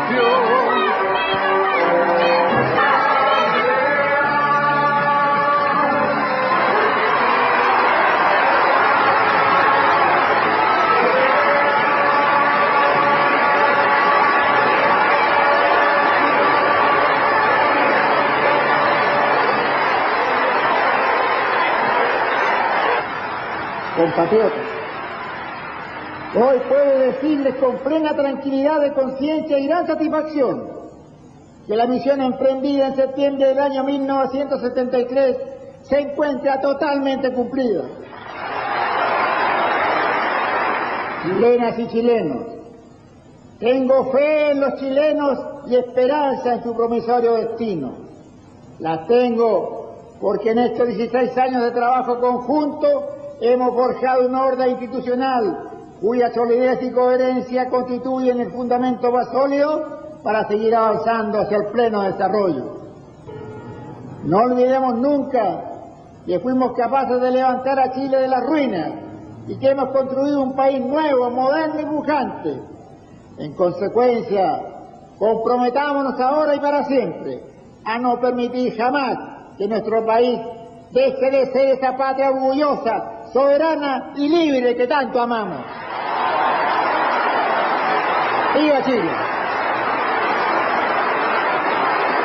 El poder civil fue asumido por un gobierno de coalición o de concertación de partidos políticos, donde figuró la Democracia Cristiana, el Partido Radical, el Partido por la Democracia y el Partido Socialista. Patricio Elwin, su primer presidente, confirmó la institucionalidad vigente del gobierno militar al realizar solo algunos cambios superficiales, aunque prometió una transición negociada, justa y prudente. A poco andar, creó la Comisión Rettig, so pretexto de primero conocer la verdad antes de establecer la reconciliación. Porque en Chile no somos todos iguales. Aquí la ley, y sobre todo la ley penal, se aplica para un lado y no para el otro. Les quiero recordar, sobre todo a los jóvenes, y les quiero decir, porque es así, que la ley de amnistía, que es una ley vigente en Chile, se aplicó a más de 1.400 personas. Se aplicó, vale decir, 1.400 personas salieron en libertad. Ahí salieron la gran mayoría terroristas, delincuentes. Y cuando se trató de aplicar a militares y carabineros, el Poder Judicial negó esta condición y no la aplica. En nuestros días, dirigentes del Partido Comunista Chileno siguen afirmando que no descartan el empleo de la lucha armada. Don Patricio Elwin hizo uso de una facultad constitucional de aplicar un indulto. Y en lo que se refiere al personal militar que se encuentra procesado, que se encuentra condenado, y a alguno que ha muerto en la cárcel, se ha estimado por quienes tienen el poder político de no aplicar esta facultad que es discrecional del presidente de la República o no legislar a este respecto. Olvidando la experiencia del asesinato de Pérez Sujovic, el presidente Elwin indultó a los terroristas que habían estado en este bando. Bajo su mandato, murió asesinado por estos terroristas el senador Jaime Guzmán. 4 años después, otro demócrata cristiano, Eduardo Frei Ruiz Tagle, inició el segundo gobierno de la Concertación. Buenos días, guardia. ¡Buenos días, mi general! Durante su periodo, el general Pinochet asumió como comandante en jefe del ejército, cargo que dejaría más tarde para integrarse al Senado de la República como senador vitalicio. Siendo un senador de la República y encontrándose de viaje por Europa, el general Pinochet fue detenido en Inglaterra e interrogado por sus tribunales. Él acudió allá con el fin de someterse a una operación quirúrgica, que fue muy exitosa. O sea, si no hubiera sido por este episodio desatado por el juez socialista, digo juez socialista porque había sido diputado socialista, Baltasar Garzón, y un íntimo colaborador de Salvador Allende, como fue Joan Garcés, que promovió esta acción, de concierto con Garzón. Entonces, ellos dos urdieron esto y enviaron un oficio al gobierno socialista inglés. Los laboristas gobernaban en Inglaterra en ese momento. Entonces fue una alianza política que en el fondo se tradujo en el secuestro del general Pinochet. El juicio mismo en Londres fue una cosa grotesca, ¿se fija? Porque tanto ustedes se acuerdan que se recusó un juez y se ganó esa recusación. Yo creo que eso fue una vergüenza mundial, un escándalo, realmente un escándalo.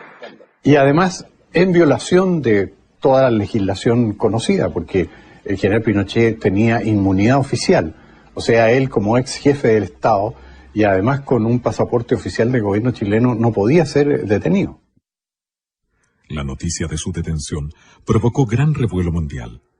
Los medios de comunicación marxistas y socialdemócratas connotaron el hecho como un triunfo de la democracia. Y queremos decirle al juez Garzón que lo entienda muy bien. Chile ha sido, es y será siempre un país libre y un país soberano.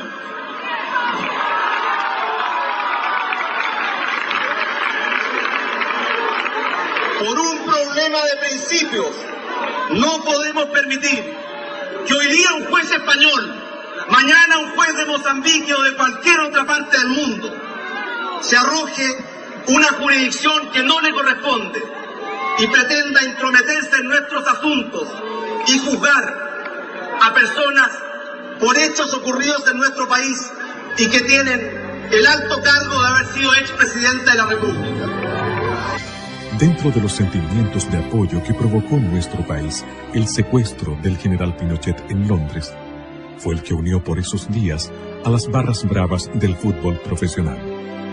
La Garra Blanca de Colo-Colo y los de abajo de la Universidad de Chile, los que jugaron un partido amistoso de baby fútbol pidiendo la libertad y en el acto de conmemoración del 11 de septiembre que se realizó ese año se dieron un fraternal abrazo.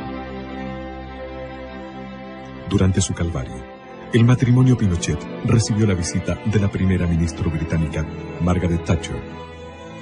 Las imágenes de este cálido encuentro se mostraron al mundo entero y mucha gente, en distintas latitudes, comenzó a preguntarse acerca de lo que pasaba verdaderamente en Chile. Después de visitar al general, al día siguiente, como digo, me recibió la señora Margaret Thatcher en su casa. Entonces ella me dijo: así que usted no tiene entrevista con ninguna autoridad de gobierno, ¿no? Le dije: señora, yo no vengo con esa misión ni con esa intención. No, me dijo, yo creo que usted debe tratar de reunirse con alguien porque es bueno que a lo mejor el gobierno inglés conozca un poquito la visión real de lo que está pasando en Chile. Gestionó una entrevista con una persona que trabajaba en el gabinete del primer ministro. Llegué a la oficina de este caballero y fue muy atento, me recibió y estuvimos conversando un momento. Así que me permití en ese momento decirle, mire, yo le agradezco que me haya recibido, solamente venía yo a visitar al general, que está acá, pero ya que tuve esta oportunidad, le voy a expresar, y creo que es bueno que usted lo sepa, el sentimiento de mi institución, que es la que yo represento. Y quiero ser bien claro en eso.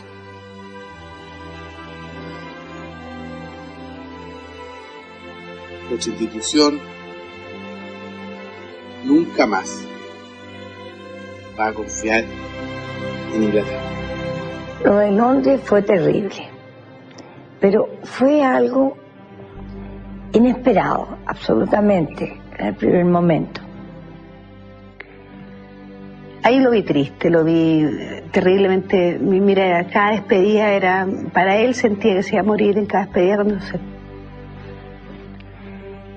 Creo que sintió una gran desilusión, pero y también temor que a lo mejor no muriera en su tierra. Estaba lejos de su patria, porque él no, para él morir lejos de su país, no mirando la cordillera, era una cosa horrorosa. También impactó la masiva presencia de connacionales que viajaron a darle su apoyo al general Pinochet, enfrentándose en las calles de Londres a una orquestada movilización internacional. Y teníamos que demostrar que él también tenía un gran apoyo, que él era muy querido en Chile. Y la verdad es que el grupo humano de gente que fue, estábamos todos muy compenetrados y muy con ganas de poder de decirle a él y al mundo que efectivamente él no estaba solo. Y alguna vez lo vi comiendo una empanada chilena hecha por mí y llorando como hombre, llorando de emoción. Y justamente fue para el 18 de septiembre, donde cantamos el himno nacional y todos llorábamos de emoción y de pena de lo que estaba pasando con él, que lo pasó muy mal. Y la verdad que fueron momentos súper fuertes, ¿eh? Y la gente, incluso la gente que vivía allá, los chilenos, nos miraban y no podían creer, decían cómo había gente que había venido de tan lejos a demostrar su cariño por él. Cuando yo acompañaba a mi capitán general en Londres, cuando lo fui a cocinar, lo que le dolía a él eran los traidores. Porque me decía, Coquito, los comunistas siempre me odian, tienen derecho, pero los que me cargan son los traidores. Así que usted, si alguna vez le dio la mano y él se la dio con cariño, no puede traicionarlo, porque está traicionando a su país. Y eso me duele a todos los que tenemos buena memoria. Así que, ojo, porque la cuenta se pasa. Los políticos tienen que saber a dónde van. Y espero que conduzcan bien este país, porque lo veo bastante complicado. En diciembre de 1998, desde Londres, el general Pinochet envió a los chilenos una sentida carta. A través de sus párrafos, es posible avisorar la absoluta claridad que él tenía acerca de las razones y de los gestores de su detención. Impedido de regresar a mi país y viviendo la experiencia más dura e injusta de mi vida, expresaba la carta, quiero agradecer a mis compatriotas todas las nobles muestras de cariño y apoyo que me han dado. He sido objeto de una maquinación político-judicial, artera y cobarde, que no tiene ningún valor moral, mientras en este continente y específicamente en los países que me condenan mediante juicios espurios, el comunismo ha asesinado a muchos millones de seres humanos durante este siglo. A mí me persiguen por haberlo derrotado en Chile, salvando al país de una virtual guerra civil. Ello significó 3.000 muertos, de los cuales casi un tercio son uniformados y civiles, que cayeron víctimas del terrorismo extremista. Más adelante, aclaraba, si con mi sufrimiento se puede poner fin al odio que se ha sembrado en nuestro país, quiero decirles que estoy dispuesto a aceptar todos los designios del destino con la más absoluta confianza que Dios, En su infinito amor, sabrá hacer fecundo este sacrificio que le ofrezco para que triunfe la paz, y en el amanecer ya del nuevo siglo, sean los chilenos un pueblo unido y reconciliado, como el que siempre soñé alcanzar a ver. Finalmente, Inglaterra dio cuenta a tiempo que su justicia no podía ser dirigida por un juez español que estaba gastando su presupuesto y prestigio, y que ello no la llevaba a nada beneficioso. Era arbitrario, o sea, no tenían por qué tenerlo preso los ingleses. Gracias a Dios que fueron los ingleses y no los españoles. Fue una gran emoción saber que volvía, y también a la vez algo increíble, porque no podíamos creerlo después de tanta tensión, tanto momento difícil. Fue como el término de una pesadilla. Y ya el hecho de ver en la televisión cuando el avión despega en dirección a Chile, ya fue como, bien, era verdad, en realidad. El gobierno dispuso que el general Pinochet no fuera recibido con los honores que merecía, y que miles de adherentes esperaban que así fuera. Sin embargo, el general comandante en jefe del ejército, Ricardo Isurieta, lo recibió como correspondía. Era senador de la República, expresidente, había sido excomandante en jefe. Entonces, el hecho que estuvo tanto tiempo en Londres para nosotros era una situación que no era grata. Las imágenes de esta recepción, al ser publicadas en la mayoría de los medios de comunicación internacionales, de nuevo hicieron cavilar sobre lo que verdaderamente había sucedido en Chile. La historia de Chile no comenzó el 11 de septiembre. El 11 de septiembre es el día último en que Chile se destrozaba y se caía a pedazos. No amanecieron con ganas de tomarse el poder. Lo que hicieron fue a petición de la inmensa mayoría de chilenos, incluso de aquellos que hoy día dicen que no, incluso de aquellos que en ese momento fueron a dejar su anillito y dieron plata y hoy día dicen que no. Incluso con ellos, incluso aquellos que fueron parte del gobierno militar entre 1973 y 1975, como fue la democracia cristiana, y que no intenten decir que no, porque la historia no se puede falsear.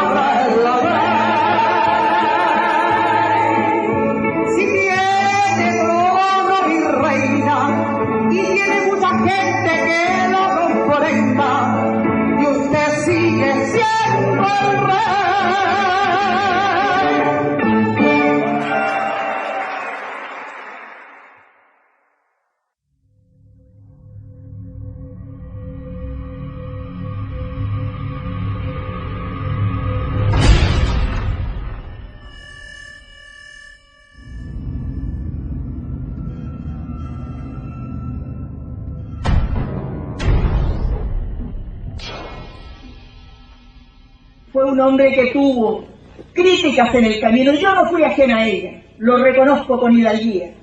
Pero como se lo dije en privado, hoy día se lo repito en público. ¿Cuántas de mis críticas hoy día tengo que decirle, presidente, tenía usted la razón? Durante el gobierno de Eduardo Frei hijo, se modificaron los textos de educación y se estableció en ellos que la violencia en el país había sido iniciada solamente por los agentes del Estado, en tiempos del general Pinochet.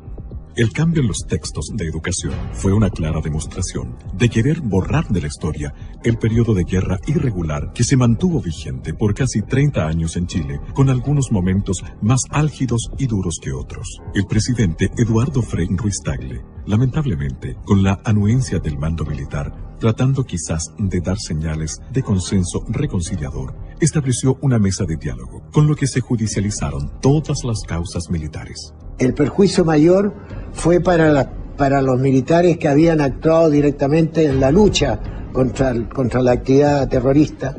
Esas personas comenzaron a ser procesadas y están muchos de ellos están todavía detenidos, presos, condenados, con una justicia muy extraña. Hoy día, los militares que dieron garantía y seguridad al país permanecen encarcelados sin que se vislumbre todavía una salida.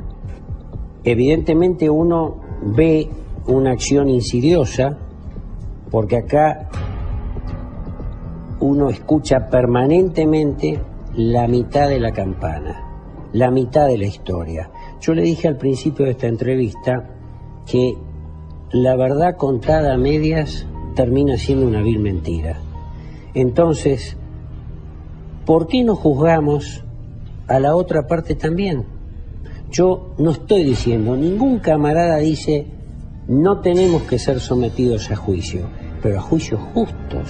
Mire, yo no quiero entrar a juzgar a los jueces porque ellos es un poder del Estado que es independiente, pero me parece que con el tiempo va a haber una recapitulación aquí en la forma en que ha actuado la justicia, que creo que no ha sido la mejor.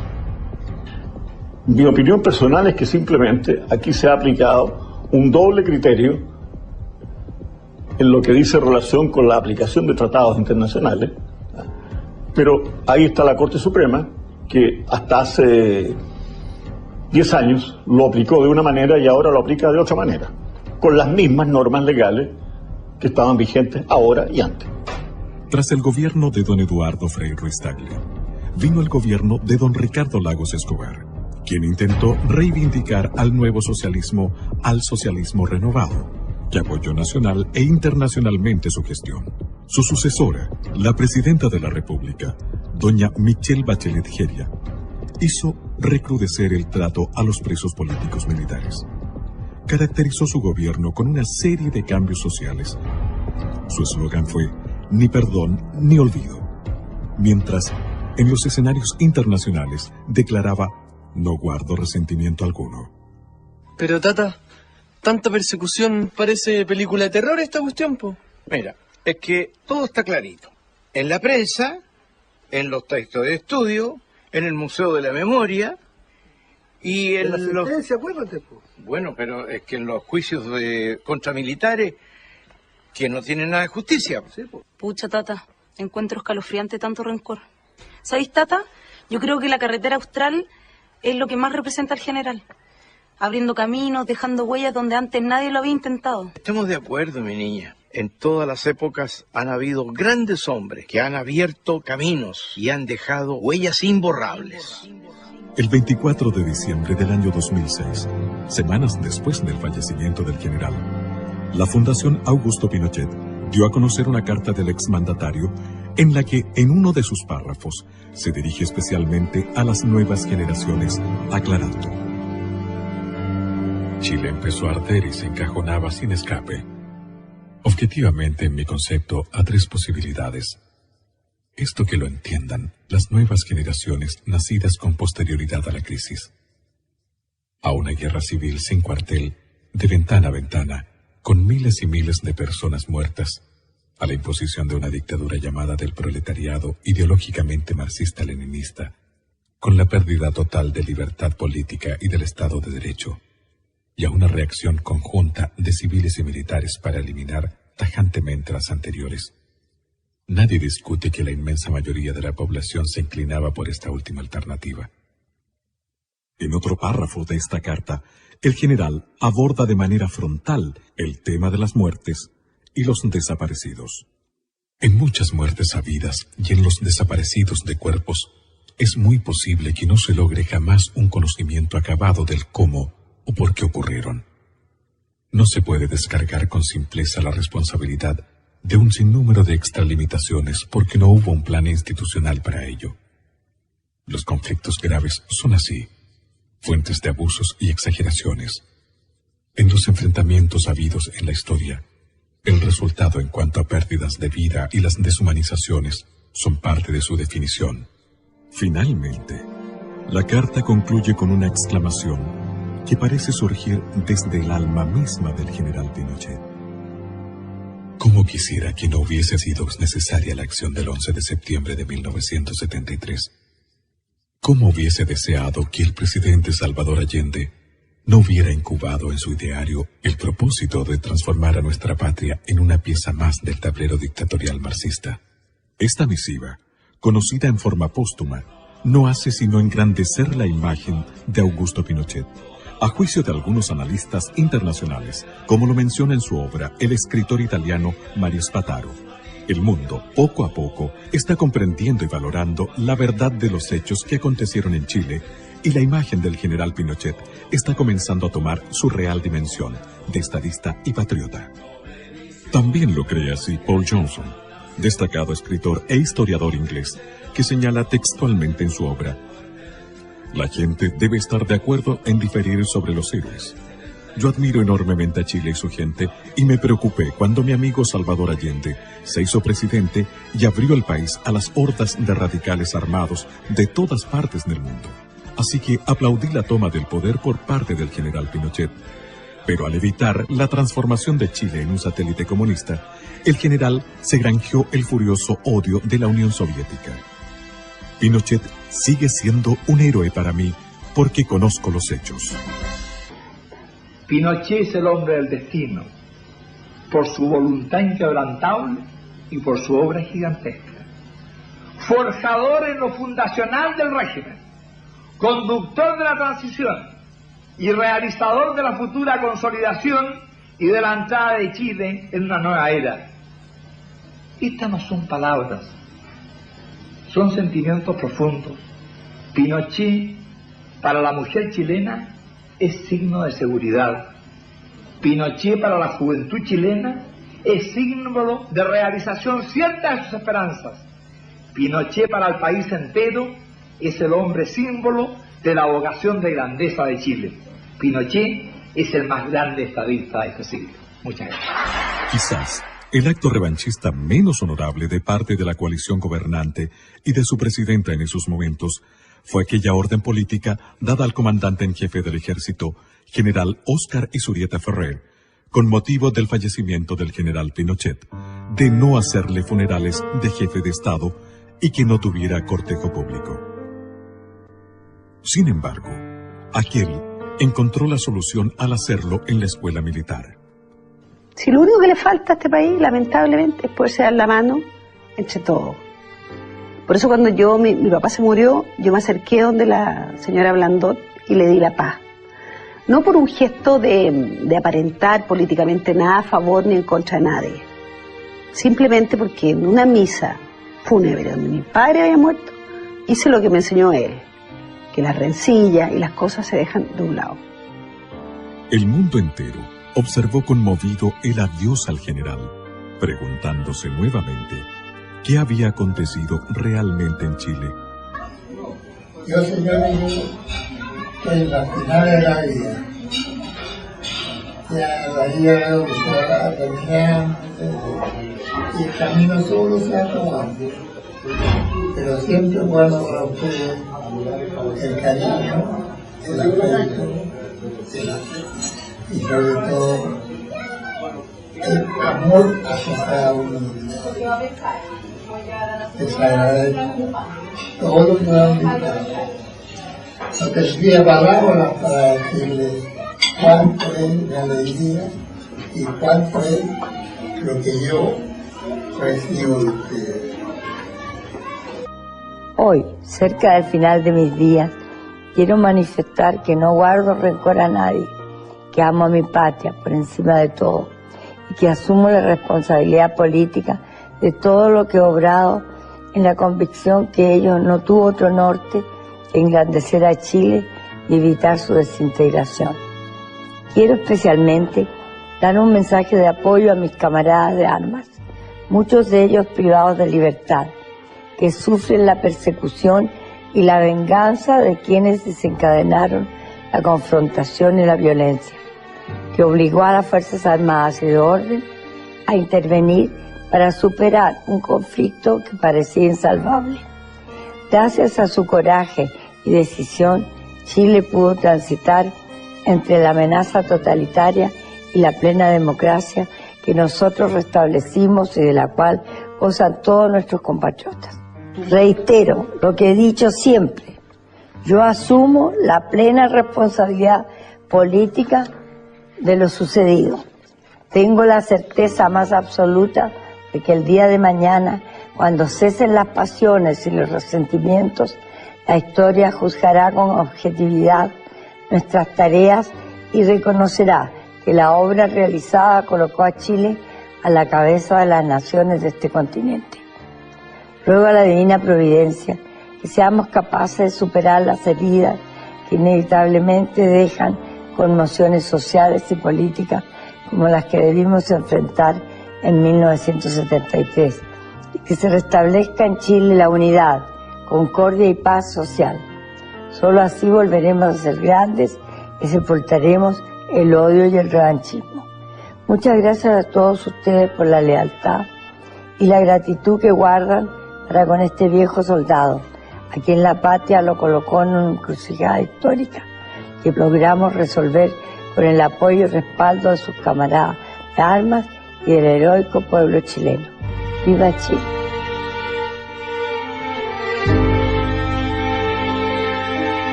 El 10 de diciembre del año 2006, a los 91 años de edad, tras 33 años de protagonismo en vida en la historia de Chile, el general Pinochet abandonó este mundo para situarse entre los inmortales de la patria.